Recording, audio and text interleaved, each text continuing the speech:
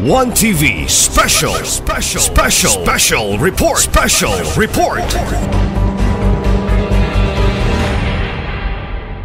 Harmonious nga dagan sa ato ang training. Since it is 2-day lang, ideally, ang ato ang training is 5 days gini siya. Standard yun na 5 days. Separate 5 days BLS and first aid.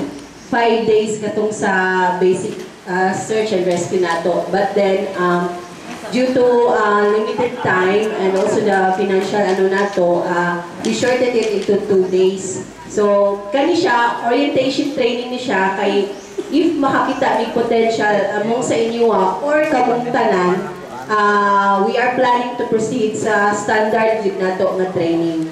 And together with the SK Federation and LYDO, after this one, we will create an executive order nga para i-create ang ato ang local youth responders. So, you will be the auxiliary para sa amuan ng mga responders sa munisipyo. So, I think Sir Aljo, no? So it is also a very kuan na idea and initiative sa atong LYDO and SK Federation kay I think for Misamis Occidental, pipila lang ang naka-organize ani, and as per the PCG, murag klari pa ang ilahang na sinati nga yun ani nga initiative. So once again, before na ko iset ang house rules, palakpakan nato ang atong kagalingon kay isanong din mo sa panawagan sa SK Federation, sa local, sa LYDO and sa LGU Clarin mismo. So first things first, let's set the house rules. Number 1, yun is ang kaling respeto. So we believe na nagkalain-lain tag mga personalities, lain-lain ta og mga background sa ato ang tagsa-tagsa nato ka participants, lain-lain tag hugot sa kinabuhi. Di ba na ako tayo hugot sa ato mga love life, sa balyaan, even ang uban na ay mga silent struggles and battles in life. So ang ato lang ani during the training, we should practice and observe respect yun sa tagsa-tagsa and stay kind po sa atong co-participants, and not just the participants, also ang facilitators, ang atong mga instructors. So as much as possible, ikuan nato kaning respect nato sa tagsa-tagsa para maayo ang dagan sa ato ang training. So if ever man gani nga naay something para ma-avoid nato ang conflict nato kay isa sa mga objectives nato is to bring camaraderie among all of you nga naa diri. So again, respect. And next is start on time. So naaman siguro tomorrow naatay call time, naatay allocated time for bladder break, lunch break, ukod sa pa na mga break diha. Karon nag-working break lang sa ta kay it's because kulang na kayo to sa oras, no? Ato lang yun, paspasan nato ang time para makabot nato ang katong naka-line up nga programs nato and topics for today. And then, next gen, be prepared mentally and physically. So I believe kamo nga naa diri karon, prepared na mo mentally and physically. So hinaot ni nga walay quit. Kay sayang kaayo ang opportunity. I think duha sa dilapas ganihan wala na gid sila. So dili pa to sila mentally and physically prepared. So I think kamo diri prepared na gyud kaayo mo sa ato ang umaabutay nga training. And kini this is also an introduction, murag opening salvo lang ni para sa inyo para sa umaabot nato nga plano nga katugyong mag-training task. Kay sa WASAR, nalahi na ang standard niya for training, naatay 2 weeks body conditioning and 1 week na katong proper training. So karon pa lang daan, gina-orient na mo. So like sa inyong giset nga expectation ganiha, i-orient mo daan before ang application nato. Okay? Then next is self-contained. So when you say self-contained, na-discuss na po na sa ato ang mga facilitator sa inyo nga before mo muanhi diri dapat naa mo'y dalang saktong gamit kay in-house man ta, and we are expecting nga kamo mag-responders gid mo. Pag responders mo dapat Labaw pa mo sa Boy Scout and Girl Scout, ana. So, laging handa mo, ana.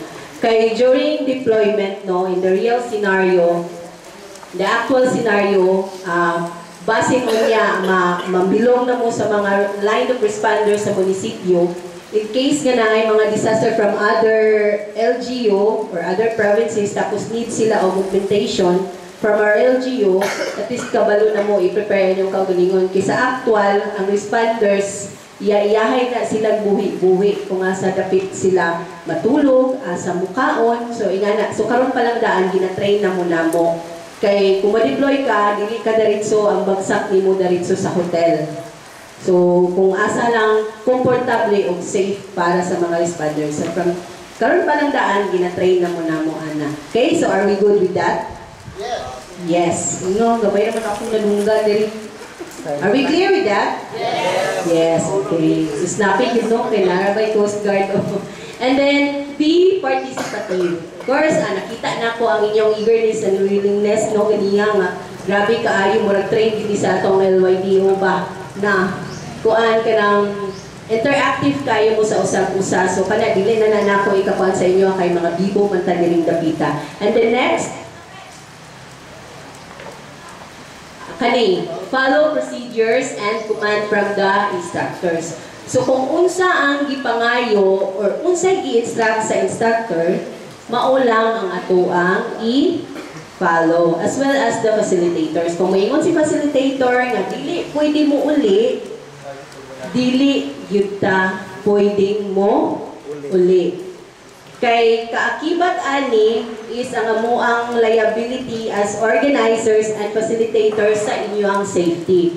Dabi kung naami tungtan isang mulakaw, then halfway there na ay nahitabo sa inyo ha, kinsa may manubag ana.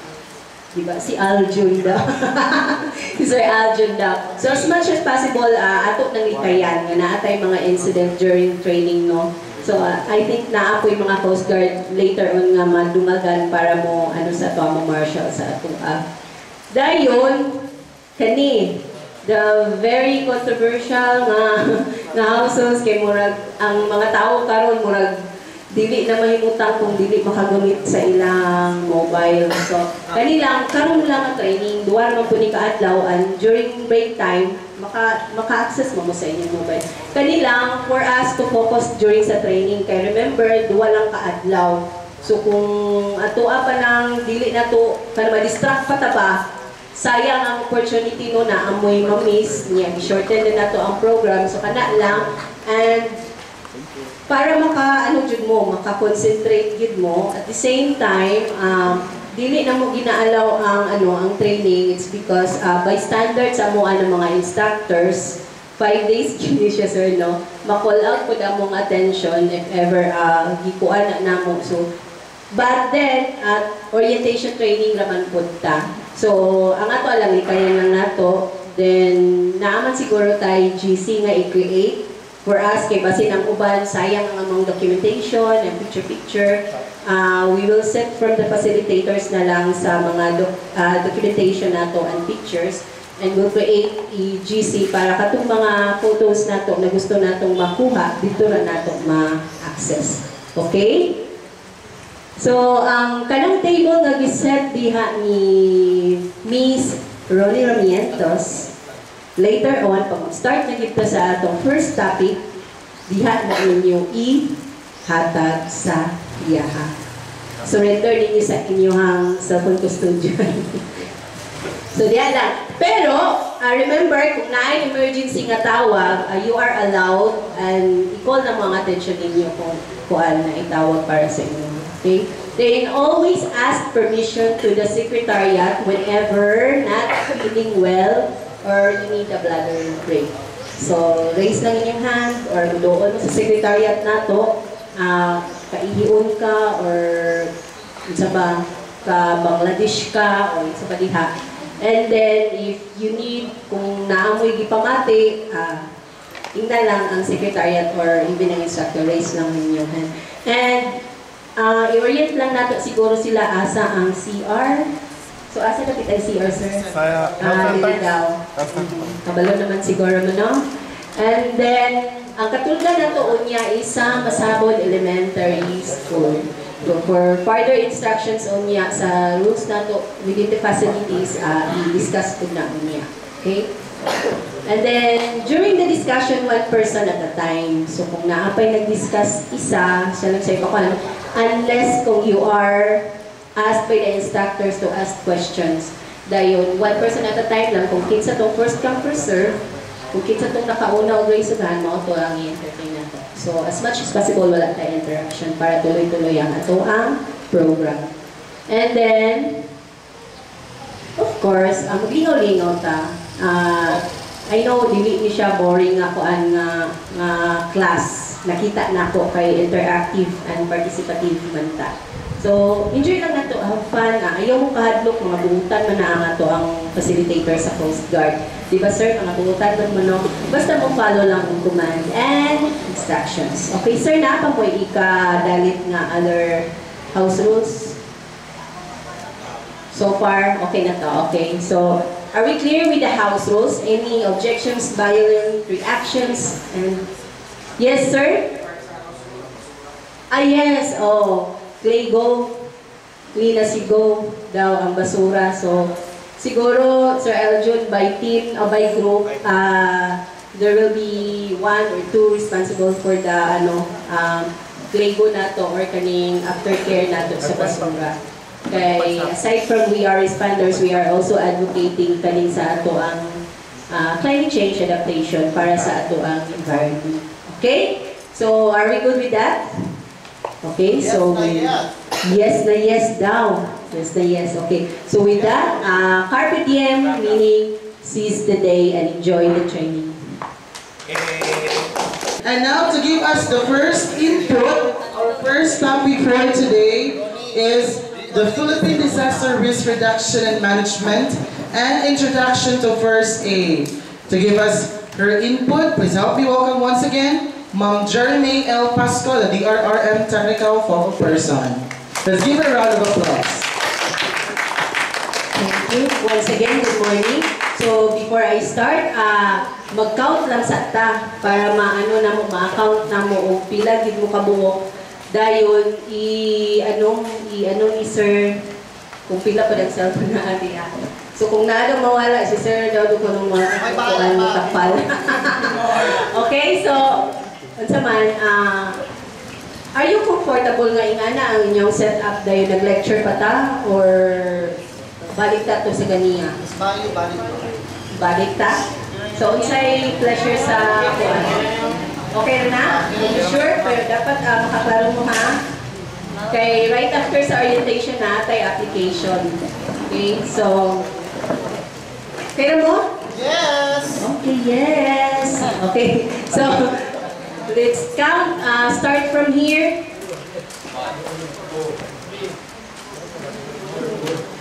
28 ang last number. So 28 ang last number na to. Upat ang kulang, sir, no? Motong sa Dilapas. Okay, so 32 ang target participants. So karon 28. So we hope nga kanang 28 karon magpabilib yun na hangtod ugma nga 28 gihapon. Okay, so let's start with our first topic for today. So katong Philippine Disaster Risk Reduction and Management System na to, it was already highlighted by our OIC sa LDR mo ganihan, no, na why we are conducting this kind of training for us to be prepared. Kay according sa saying nato, the time to repair a roof is when the sun is still shining. So pa-end pa lang ang El Nino, dapat prepared na ta kay umabutay na ang linya. Kanusa pa man ka, manguan o tulok sa imuhang bubong kung mag-ulan na. So, lisod na kaayo na siya i-prevent. So, karon kay init pa man ta, it is the right time for us nga i-prepare mo ng mga local youth responders. Dili na maghandom na ay disaster, but at least prepared ta if ever na ay disaster na mahitabo. Kaya ang disaster, dili na nato matag na kung kanusa mahitabo. Singlet gani atong flooding nato nga incident, kasagara sa mga affected nato, maingon yun o sukad-sukad, wala man may naka-experience ato. So, ingana no, dili unexpected yun siya. And through, tungod po sa atong climate change karon nga the main culprit po nga nung nadaot na ang atong environment is tungod na po sa tao. So kung ikaw ang culprit, ikaw rin magyapon ang possible na mo intervene anak kung unsay tabo sa ato ang kinaiya. Okay? So yes, shall we start? So karon, let me introduce to you the basic first aid. So before tayo proceed sa BLS, let me orient you about the basic first aid. So what is first aid? What comes into your mind kung maingon ka first aid? Layman's term, ha? Paunang lunas. Yes, very good. Paunang lunas. So, Jen? So, ang first aid daw is, it is an immediate help provided to a sick or injured person until a professional medical help arrives or becomes available. So when you are trained with first aid, pwede na mo makatabang sa inyong isip katao. Ang gibutang niya until professional medical, so dili na nato rason nga moingon ta nga dili man ko nurse, dili man ko doctor, dili man ko rescuer. So dili ko motabang. Pero since you are trained with the first aid, pwede na ka makatabang. So first aider. So until maabot tong mga medical professional help nato, you can render your assistance sa katong mga injured or sick na individuals. And then also, what is a basic life support or BLS? So later on, i-elaborate na or i-discuss na further sa atong isa ka instructor no kung unsa na ang BLS and what are those procedures. So, ang BLS, mauni siya ang emergency procedure that consists of recognizing the respiratory or cardiac arrest or both and the proper application of CPR. What is CPR? Wow, very good kayo. So, kinsa gani nursing student diri na medical ano? Okay, so natay isa ka nursing student. Okay, so ibalik sa Jen. Ang CPR, mauni siya ang cardiopulmonary resuscitation. When you say cardio, that refers to our cardio, refers to our heart or sa ato ang kasing-kasing. Kasing-kasing na nato nga dugay ng gipasakitan. Hugot kung kaayo. Pero naulian nagyapon kinaanay bagong ni intervene. Ba? Okay, so cardio means heart. Dahil pulmonary, that refers to our lungs. Okay, sa itong paginawa. And then, resuscitation meaning revive or pagpabuhi o balik sa atuang heart and tuang paginhawa. Okay, so that's CPR again. What is CPR? Cardiopulmonary resuscitation. Okay. This is to maintain, balik sa Jen, this is to maintain life until victim recovers or advanced life support is available. Okay. So, unsa may tinguha nato or unsa may objectives nga ng first aid? Yes. Nakutana mo siya sa R. Unsay R? Resuscitation. Yes. Spell the word resuscitation. So later on na nato i-discuss ayo. Para dili ta madugay, resuscitation R-E-S-U-S-C-I-T-A-T-I-O-N. Resuscitation. Again, what is the spell? Okay, so i-moderate na nato ha. Okay, mag-set na nato rules. Okay, we will entertain questions right after sa discussion para ano na to ang flow sa atong program. So are we okay with that? Yes. Okay. Yesterday. Okay, yesterday, not today. And then, unsa may objectives nato sa ato ang first aid? Number 1 is of course to preserve life, to save life. So kani sila mga saving ni nato. So pohon kung ma-train na mo, you are one of the responders na, kamo na yun ang main giving you is to save life. And then next is to prevent further harm and complication. So when we render or administer first aid, dapat dili kita ang hinungdan nganong nasamutan ang isa ka biktima. kay injured na gani siya, then karon dili ka hanas kaayo, dili ka knowledgeable enough, dahil nagpataka-taka kag apply diya og first aid, nasamutan na noon ang biktima. Okay, so dapat ang tinguha po nato sa first aid, dapat i-prevent nato ang complications or further harm sa katong pasyente or biktima. Mao na siya ang principle nga do no harm. Dapat dili nimo samutan ang agony sa isa ka pasyente. And then next is musita o immediate nga help. Dapat makatawag dayon ta o tabang. Kay usually na ba karon sa trend nato sa social media, kung makakita mo, video muna ay tawag. Am I right? Sa social media nato, diba sige lang video ala naikuan, pero nakalimutan nila or nakalimtan nila ang pag-activate sa help. So I think siguro by the end of the training, we will give you the copy of our hotline numbers diri sa atong LGU Clarino. Para at least kamo mismo, kung na-emergency, makatawag lang mo anak nila. Okay, and the next is provide reassurance. So, kamo ang mo provide og reassurance sa biktima. At least man lang ang biktima, dili kuyawan ug ayo, dili sila mahadlok, kay kabalo sila na ay nag-assist sa ila or na ay nagtabang. Okay? So, those are the objectives of the first aid. So, paliwag ko basa, tagsa-tagsa, tanan. First is Preserve life. Next. Prevent further harm and complications. And then? Seek immediate help. And the last? Provide reassurance. Okay, very good children. Next.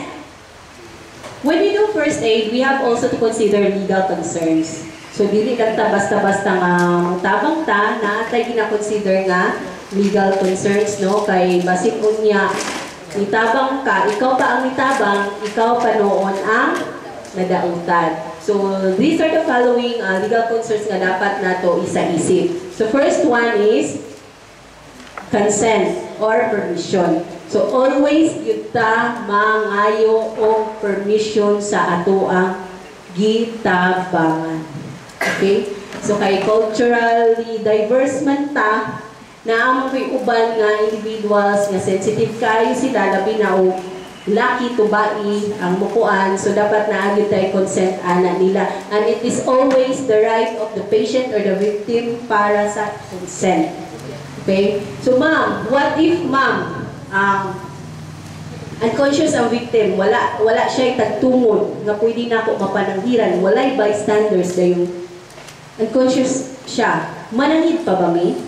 No. No? Yes, so magpagtubag ana nga dili naman siya ka-istorya, no? So, ang kuana na natin itawag og implied consent. Ma'am, you are talking about legal concerns. But kana siya nga scenario, kung unconscious na siya, di wala with someone, there's nobody in there nga makahatag sa consent, anaatay Good Samaritan Act na pwede mo protect sa atuan na mga first aider. Kaya saan pa man mo pagpananghid? Dayo nag 50-50 na diha, mangita pabagkagkin sa ato ang pananghiran. So, that's it. So, again, importante kaayo ang consent. Okay, next. Duty to act. Once you are first aider, dapat na tayo duty to act or kaning gitawag na to sense of responsibility. Kay trained man ko ani, dapat ako mismo sa akong kagalingon mutabang yun ko. Diba? Kaya ang uban madug mo kuan oy mutabang. Kana if dili ka knowledgeable enough. Pero kung dili man gani nimo makuha ang standard of care, at least naa ka sa katong ikatulong nga objective nato unsa ganitong ika-third. Yes, kana og katong ika-upat. Okay? So kung alanganin mo, so kana na kay sense of responsibility nga mutabang anak nila. And the next is kaning standard of care. Yes, standard of care.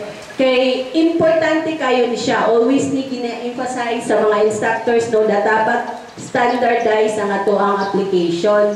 Kay basin unya ganiha during sa inyong role-playing ba to nga naay nalunod? Dahil pag gumag CPR, iho-ho daw. Di ba ganyan iho-ho pag human, para daw makuha ng tubig. So, naata, i-correct na namo later on. So, dapat yun, mahibawan ninyo ang standard of care. Kay, katong giingon nga iho-ho, dili dito siya standard. No? Like for example, sa piangpod, ang inyong traditionally, ang atong nahibawan sa una, sa karaan pag yun, pag mahagbong ka, tapos nabali ang imong siko, di masingkaw, straighten daw nato para dili masingkaw. Pero sa first aid nato, kung unsa gipurma sa imong bali, dili gyud na siya hilabtan. And we are going to support with splint, ana. Pag-abot na dito sa hospital, kaya na nila i-correct. Okay? So, dapat, importante kayo ang standard of care. Kay labi na karon, very rampant ang kanang video taking during sa social media kung na-emergency. Kung makatabang ka, ang mga tao, puro na cellphone ang ibutang. Tapos, mali ang imuhang kuan, ang application, pwede ka mabash, anak. And it could cause your mental health kung anak mo. So, very specific kami ang standard of care. And the next is negligence or negligence. So, naana nimo ang consent, naana nimo ang sense of responsibility or duty to act, naana nimo ang standard of care. Okay, nahatag nagtarong ang first aid. Here comes, gisakay na ninyo, gitransport na ninyo sa inyong vehicle. Ibutang ta, ang inyong vehicle is pick up. Wala mo other resources, pick up lang, kay dinalian na. Pagbutang ninyo sa pick up, ang pasyente, wala dito na lang ng iyang kuwan sa likod, dahil wala na kasi nabot si driver o si responder, ni daritso o dagan, na abre ang portahan, na slide ang katong spine board nato sa pasyente o nahagbong si pasyente. Kita man na sa Facebook nga gikanta nila din nahagbong dayon, din katong stretcher nga giguyot nila, din wala din na nalag tuwang dayon na danganan pa jud sa responder. So kana ang tawag ana is negligence. Okay? Okay, we will go back to our rules ha. Right after the discussion, haya namin mo entertain o question. Okay? The next, abandonment. Abandonment is naana si biktima. Haya na, nahatag na ninyo first aid or wala man gani nahatag ang first aid tungod sa imong kahadlok, imong gibiyaan. So dapat, dili na to biyaan ng ato ang pasyente. Kung ikaw nagyud ang unang nakarespond or ikaw na ang first responder nga ni-attend sa katong pasyente.